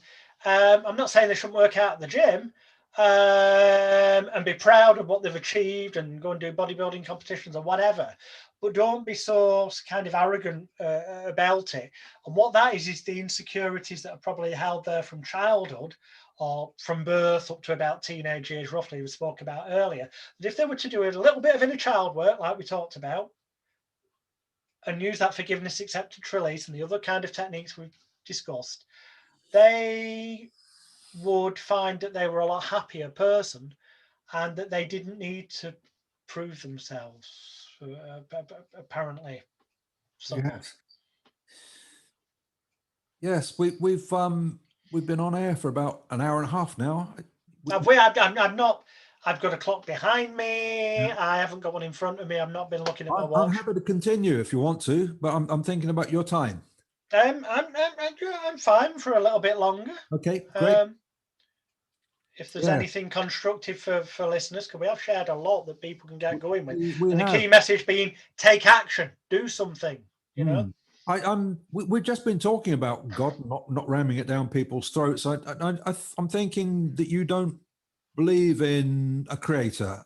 Would I be wrong? Well, of course there's a creator. We're all creators. Yes. By virtue of procreation. But contextually, in the sense that you obviously meant it religiously. Do I believe in Magic Man? No. And I'm only answering that because you've asked me the question. Do you believe in I don't believe in myself. I'm not convinced about the Bible. I do. It's a great book of metaphors when it's seen its in entirety. But there's many of the books of that from the original King James Gospel that were removed by vote of a committee. So there's stuff that's been hidden purposely from the masses. It's a control thing, most religions, sadly. I'm all for religion. Well, spiritual beliefs is more me, okay? Because certain spiritual beliefs, not the ones that border, excuse me, that border into cults. I'm going to sneeze once more. I'm not into religious control. That's the key. The ones that go, look, believe if you want that there's a higher power, by all means, that you should something to focus on. But you shouldn't have to ram that down other people's throats, and you shouldn't become dependent on that. You shouldn't be made to feel that you've got to step foot into a church or religious temple, for example. I agree completely. And my view of you can worship from anywhere. If you believe in a God, great. But don't feel guilty if you are not able to go and step foot in a church because you've got something on Sunday. You know what? I believe in a conscious, a collective consciousness. Yes. Because I've physically witnessed it when I was in coma, and that's where my belief comes. I believe in what I've seen. Is that fair to say? It's very fair to say. Evidence. What is reality? You can choose to believe what you want, and if you want to believe things without real proof, fine, that's your choice. But to me, like you just said, I like evidence, cold, hard, personal, first-hand experience, and evidence. I'd like to. We're speaking about evidence. I believe in what I've seen, which is what's in here. Now, although I've seen it, that is not evidence because I've only got one perception. I've got one witness, which is this. And at the time when I witnessed it, I'd had a major traumatic head injury, which makes it even more unreliable. But it seems real, and although but since I witnessed it, I've had changes in me that weren't there before. I've done things that are magical, that you can't quantify. And I have to be careful about this word healing because we're not allowed to use it, particularly in terms of certain acts that I won't mention. Things that are generally considered incurable, but the cure, the incurable things I'm going to be careful with.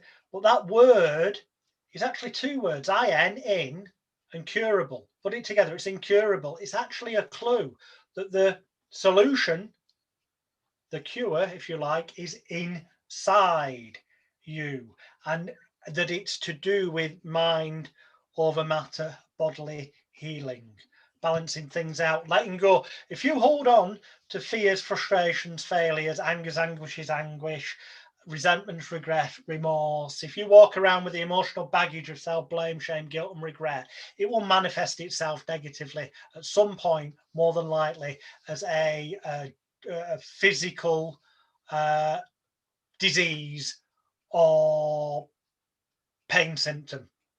I'm not talking about myself. I've interacted with other people who have been changed because of my interaction, and I wasn't able to do that before I had that coma.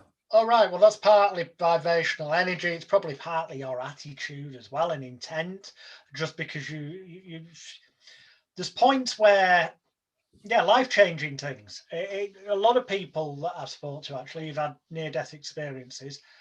When you're still alive, when you logically look at it, and if things are gone even a split bit different, you wouldn't be here in this motor car. takes for the majority of people I sport to, I know there's exceptions to the rule, but for the majority of people, it takes, well, they either go into a massive case of what was called shell shock years ago and has been relabeled post-traumatic stress disorder, which can be overcome because it's just helping the amygdala process the negatives. We spoke a bit about it before, so that you can deal with it in a different state of mind and release it. I won't dwell on that too much. Or they come to a realization of, I'm still here. I've kind of got nothing to lose. And you feel a lot more relaxed, and you're not that biggest fear that most people walk around with that holds them back is they spend too much of their life scared about when will they die? How will they die? And it sounds cliched and corny, but if you're walking around thinking when you're going to die, how you're going to die, or those types of things, then let me tell you something, you're already dead because you're not living your full potential, and you're holding yourself back by channeling those energies we've spoken about into waiting for the inevitable to occur instead of going bleep, F it, let's live in the moment. This might be the last day I've got. You know what? So make the best of it so that there's no regrets. I live in the moment. I'm not worried about if or when I die. It will happen, and that's that. I can do nothing about it. So I'm living in the moment, and I'm Other getting. people go, well, all right, I'm not worried about those, but I'm worried about how I die. I'd sooner die peacefully in my sleep. Yeah. You know, but not like the passengers did on the bus at the time I was driving it. As the old gag goes, Yes. but it doesn't matter, does it? When you die, as long as you don't, the only one that I'd be concerned about is that it's in a manner that ideally doesn't cause any harm to anybody else and doesn't overtly cause them any harm emotionally either. Obviously, people who know you are going to have some level of grieving. You can never escape that. But you know what I mean? It's not a tragic car accident that people might witness type thing. Well, that's one of the reasons why I would never commit suicide, because I don't want to cause grief to anyone else.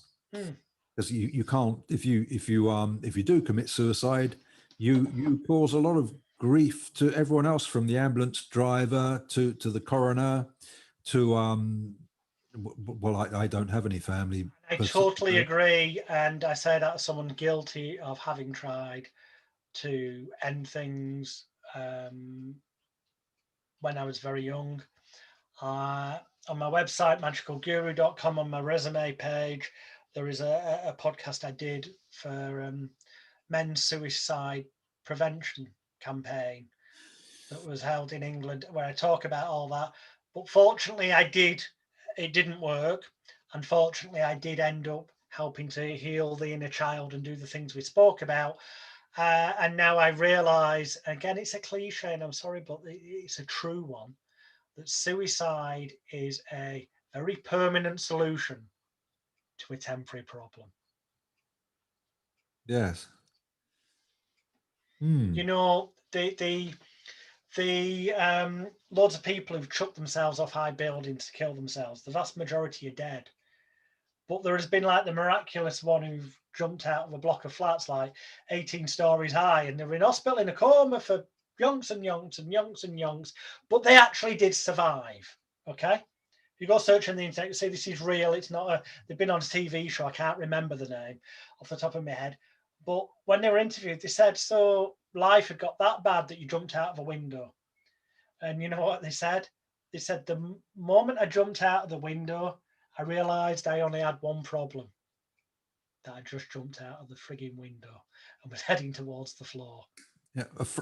An old school friend of mine jumped out of the NLA Tower in Croydon, which is about 18 floors, and he survived because his girlfriend had double crossed or double dated him, or whatever had happened, or dumped him or something like that. And he jumped out of the 18th floor, and he survived, and he's crippled now. And she never visited him in hospital or anything, and why should she? But he's in constant pain now, and he walks around with a walking stick. And Graham, his name was, and he regretted it as soon as he jumped. And he's definitely regretting it every day now. And she didn't care about him and never visited him, and he didn't expect to survive. Can you imagine what he must have been going through his mind on the way down? He wasn't thinking so far so good, was he? On as he went past each floor. No, I'll tell you what, I can guarantee he also wasn't thinking about those things that pushed him to the point of jumping out of the window either. No, So no, I wouldn't have the guts to jump off a tall building. No, I couldn't do it. But far better, live in the moment, which is easier said than done sometimes. You have got to take action. It doesn't just, as we said, doesn't just kind of happen. And sometimes you do need, even if it's only for your conscious mind, to accept things, to help the unconscious, to allow things to happen, to go through an important seeming ritualistic process, help facilitated by a third party, which we spoke about is why a lot of people go to therapists, which is also why I've on my site, magicalguru.com, if you go there, click on the therapy page, the fourth or fifth video down on that page is called Virtual Interactive Complete Mind Therapy Treatment Session. And it is what it says.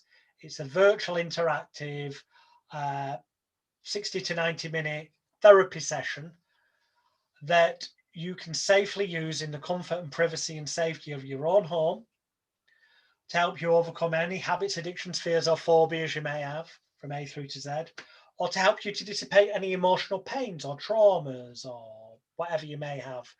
And it's completely, utterly free. It's my kind of gift to the world. Will it work for everybody? 100%? Probably not. Will it work for 100% of the people who are truly ready for change and to forgive themselves and to let go of the past stuff? Yeah, because that's the key. There's got to be an element of action and contribution from yourself as well. There's never a point where you just hand it over to a therapist and they wave a magic wand for you. That doesn't even happen with conventional medicine. Yeah, you can end up with a physical internal problem and go and require medical help to have that yourself cut open and it but right. Yeah, you needed the help for that, the third party, to rely on them. But if then you just assume it's automatically you're going to be fine forever and you don't do the necessary rehabilitation exercises, or you carry on doing the same things that caused that problem to happen in the first place, it's likely to reoccur or not get completely better. There has to be some element of participation and involvement and action on your part as well. That is why there's a multi-billion pound industry in self-help books and law of attraction. Why isn't everyone a multi-million billionaire and happy? It's because they don't take action, or the ones that do take action that it doesn't work for haven't dealt with letting go of the things that are holding them back in the past, that are causing the self-doubts, that are running the negative programs. You need to deal with them first for any conscious things to work. The approaches that say they'll reprogram your unconscious mind, fine. You can put new programs in there, but if you've not deleted the negative mind viruses, then it's the same as having a computer and putting new software on it. If you've not got any antivirus software on there, that new software can get infected by the crap that's still there. You've got to deal with the crap that's there first to be able to move forward. And that takes some actual effort. When you accept that you've got to put some effort in yourself and take some responsibility, then you know what? You can start that process of forgiving yourself, accepting yourself, releasing shit, and you'll feel a damn sight happier. And if there are any pains or discomforts still dwelling around, the moment you do that, you'll just like they crumble away. The reason the world is in such disarray right now is because or not us, but most people are letting, and we're going to get political now, perhaps we shouldn't, but most of us are letting the government make decisions for us instead of making our own decisions, aren't we? Fortunately, yeah. I mean, the word government, govern is to control, and ment, M-E-N-T, means mind. The word government actually means mind control. And that's not a conspiracy theory. It's a dictionary provable fact. Check a dictionary, check a thesaurus. Don't blame the messenger. That's the reality. And yeah, I mean, I won't dwell on that because, all I'm going to say is in that regards, a couple of things. If you always believe that which so-called authority figures tell you, unquestionably, without doing your own independent research from multiple different resources and applying common sense and what feels right to your heart and your gut feeling and your instincts, then you are going to end up more than likely having large amounts of your life where you feel kind of imprisoned, controlled, or restricted. Whereas if you independently research things, go with what feels right with your heart, your mind, common sense, as well as evidence very important, that at least for you and your reality and your world and the way that you feel, because it's different for everyone, as long as your conclusions and actions as a result are ones that do not physically, emotionally, or spiritually hurt, damage, or harm other people in a way that can't be avoided, and obviously you're not breaking the law, then you're going to be a lot happier and ultimately healthier and feel more of a sense of freedom doing that feels right, doing that you've concluded for yourself. Unfortunately, we're conditioned from birth to obey authority figures, even the education system. There's great points. We learn to do things. We learn to read. We learn to write. We learn to make sure we've got the right change when we bought a pint and a burger at the restaurant or bar. These are all very useful life skills. But the bigger impact is the reasoning for exams and stuff isn't just about so-called qualifications and being able to work out things. It's about marking people out as better or worse than others. But also it's about conditioning them to obey authority figures, because you learn stuff and then you do an exam to check that you can recall what you've learned and been told by an authority figure. And then you're rewarded and pass that exam if you prove that you've obeyed the authority figure, learned it and recalled it. You're learning to obey authority figures, take on board what they say as reality, repeat it, and get rewarded for doing that. And you're getting told off for not repeating things correctly, which, yes, the answer to 2 + 2 is 4. So giving the answer 6 is always going to be wrong. But there are elements where you've got to use common sense here, but there's elements where if you don't give the answer that's prescribed by a syllabus to a question in certain exams, it gets marked down. And yet, and say history is a prime example, you'd get marked down for saying certain things. And yet, there's massive evidence out there that certain things taught in history syllabuses is untrue. That old saying of the winner writes history is very, very true. Why do they brainwash people growing up to the idea that all the atrocities in certain world wars were done by the Germans? There were some massive atrocities done by the British, just as bad, but it skirted over because we're apparently. Look at the bigger picture. There's things you've never been told. What you live in, quantum physics, so-called accepted science now is talking about things like quantum physics. And you go out there, it's not a nutcase theory anymore. Respected scientists are talking about the holographic world. Now, a colleague of mine, Dr. Robin Kelly, He was born in England, but he now lives in New Zealand, and he features in my documentary, Extreme Danger, Extreme Hypnosis.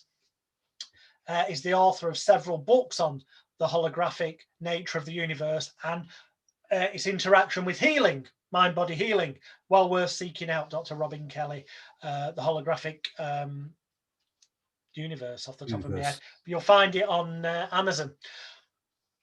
At the time he brought those out, he was considered, because he's a conventional medical GP by trade and training. It's just that he's opened his mind to other things. He was considered a bit of a nutcase in some arenas, but now in more recent years, they're talking about and when David Icke first said in one of his books years back that the world we live in is like the Matrix film, considered a nut job. In the past year or so, past couple of years, conventional respected world scientists have started butting out studies that argue that the world we live in is like the Matrix. It's a digital manufactured, it's all about our perceptions, and what we create has got there's no tangible, actual, it's not one thing that everyone perceives the same, because it isn't. It's generated, it's imagined, it's created. And this is coming from conventional avenues. Things that the word conspiracy theory is, well, it's two words for starters, but it's not true to say that it was invented by the CIA. Lots of people go, oh, if you call someone a conspiracy theorist, you're just falling for what the CIA came up with to make people look like nut jobs. Well, actually, it wasn't them that came up with it. So actually, those people that come out and use that as a defense actually strengthen the position of people who say people are conspiracy theorists are nuts and don't research things properly. If you do the research, you find out it wasn't the CIA who came up with that term, but it has got this associated label of, if someone's termed as that, or what they're saying is deemed to be a conspiracy theory, that it should not be investigated further. It's nonsense. Well, no, if you think it's a conspiracy theory, don't dismiss it immediately. Investigate it yourself from various different angles and come to your own conclusions that feel right based on the evidence and what you can see. Because let me tell you, the past 18 months ago, people were saying various things that social media were blocking, flagging up as untrue posts, as being conspiracy theories, no proven evidence, nonsense, and to a massive extreme, a bigger extreme. Even Donald Trump, the media, when he was president, he was a nutter in some things, but there were certain things that they purposely distorted. For example, he mentioned a drug that its name I'm not even going to try and pronounce, hydrochloroquine. Can't say it, don't matter, you'll soon find it. Well, that's one of them. Yeah, those and the other one, those two. And the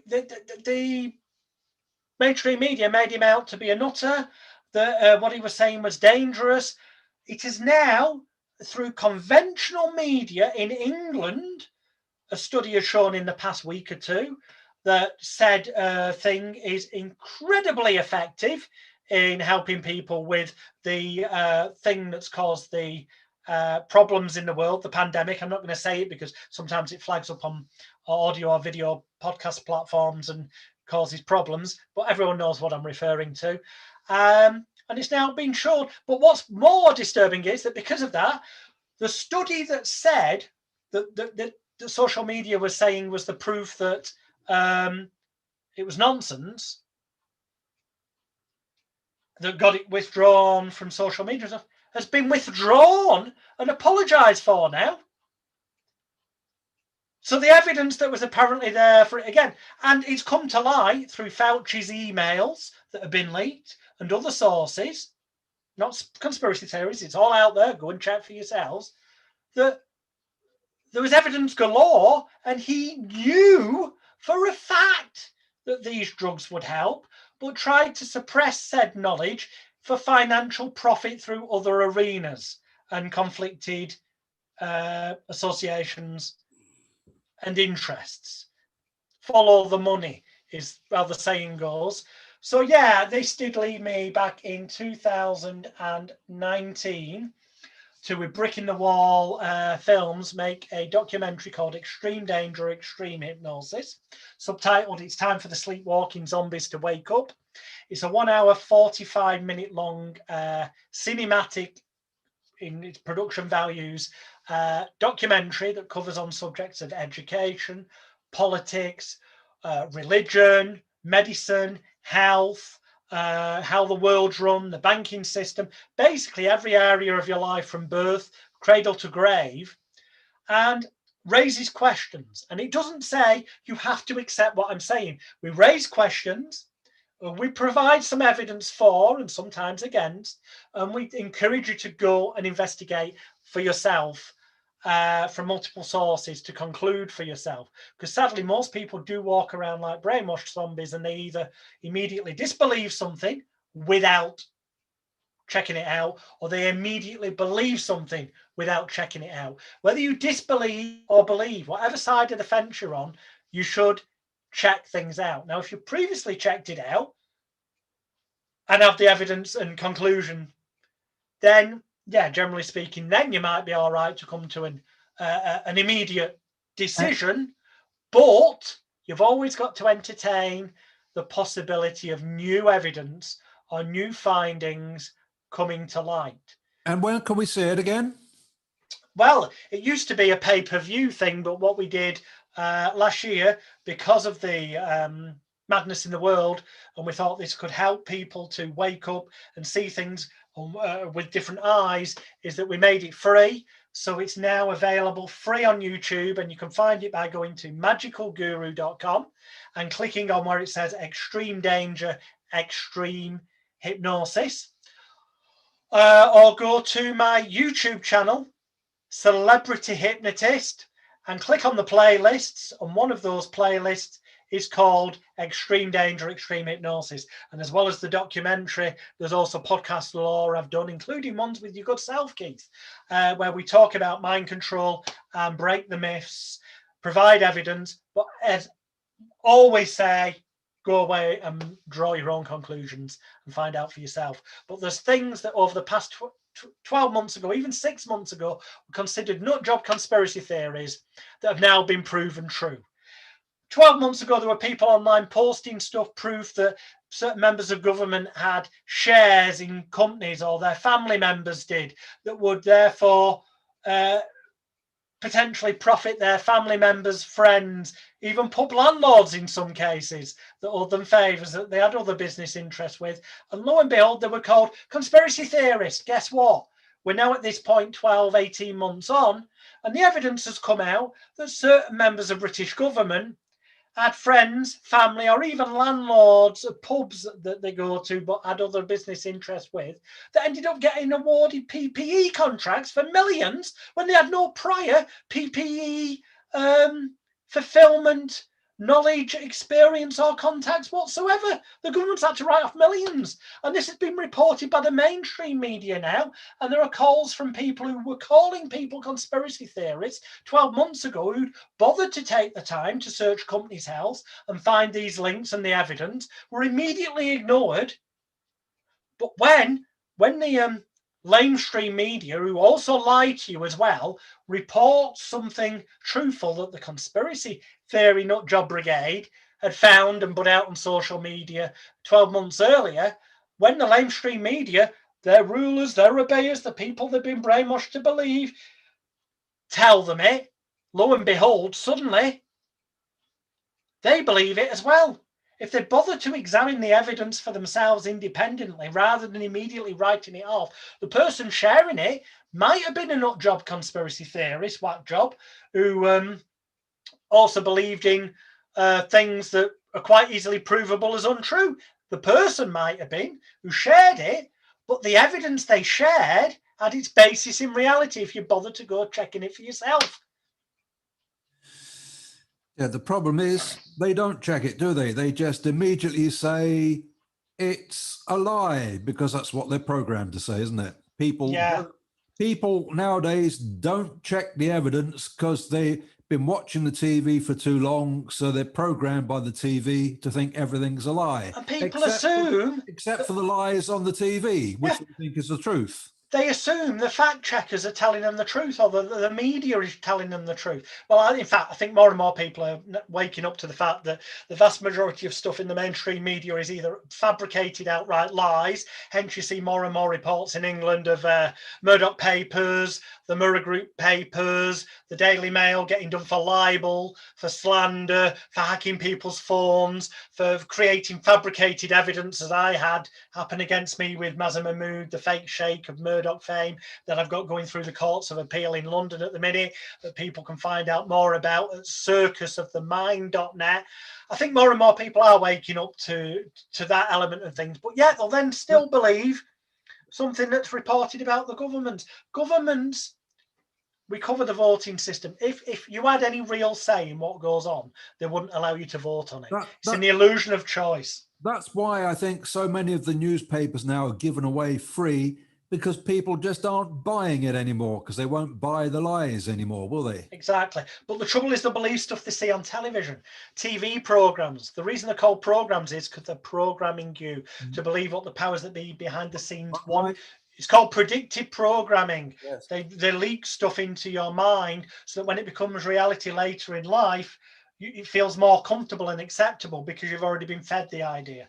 Yes, my friend Peter believed the television. I tried to persuade him not to, but he believed the television. And I tell you, on the 15th of May, he died because of what he believed on the television. I won't say how, but I'll let you make up your own mind about how. But he's dead now because he believed what he was told on television, and he followed the directives on the television, and now he's dead because he didn't listen to me. He listened to the TV. Well, it can have consequences both ways.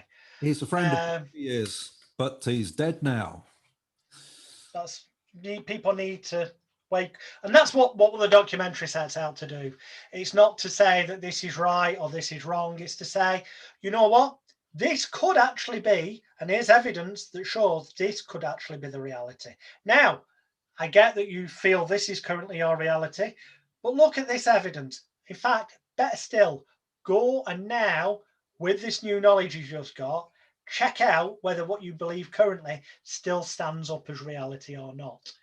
And it's to get people to start to examine, because they've got to take action for themselves. The only way you become free and not controlled is when you take action for yourself and independently research things to come to conclusions. Yes. I will add to my previous comment, I'm not giving medical advice. I will say that again. Indeed. You must make up your own mind. Exactly. And I think that kind of probably brings it. There's so many more things we could talk about, but I think there's more than enough there for people to digest. Yes, I think with that, I think we should round up the show there. Would you like to give your links again, Alex or Jonathan? Three links. The main site is magicalguru.com, magicalguru.com. And on there, on the therapy page, you will find the free virtual therapy treatment session I talked about. There's a tab there you'll find that says free gifts. Guess what? Yep, that's right. You'll find free gifts. There's books. There's training videos that will teach you to be a hypnotherapist. The self-help stuff as well there. On the resume page is where you will find the men's suicide prevention interview I spoke about.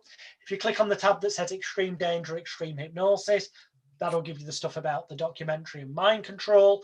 And if you go across the top toolbar of magicalguru.com, you will find links to all my social media accounts. So you'll be able to hop over to the Celebrity Hypnotist YouTube channel and click on the playlist and find one Extreme Danger, Extreme Hypnosis to wake yourself up to the truth and reality of the world, or click on the ones that's comedy hypnosis shows if you want a bit of a laugh and a giggle, or click on something that's to do with self-help and therapy if you need a bit of motivational stuff. So yeah, everything's there. If you've got any questions, email me, contact me on any one of those social media platforms you'll find on there. Most importantly, do something, even if that's only putting into action one or more of the techniques or thought patterns that myself or Keith have been discussing and sharing with you today. Keep doing what you've always done. You'll keep getting what you've always got. Do something different. That's when change happens. Alex, thank you very much for being on the show. Thank you. Alex William Smith, otherwise known as Jonathan Royal. It's been a pleasure having you on the show. Thank you. And really enjoyed it. You have been listening to London Overcomers Real Pain podcast.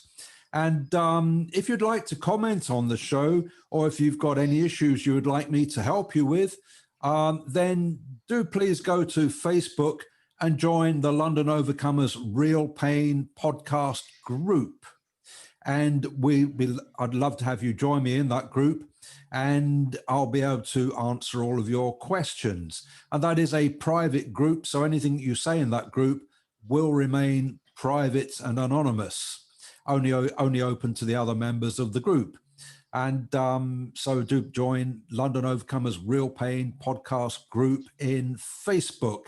And you can also comment on this podcast at Anchor if you have a mind to, and I would love you to do that. So thank you for listening to the show, and I'll be lining up some more fabulous guests soon, I'm sure. So with that, I'll say thank you and very much again, Alex, Thank you. Jonathan, your other name. And with that, I'll end the show for now. So thank you and bye-bye from London Overcomers Real Pain. And I've been Keith Anthony, your host. Bye-bye for now.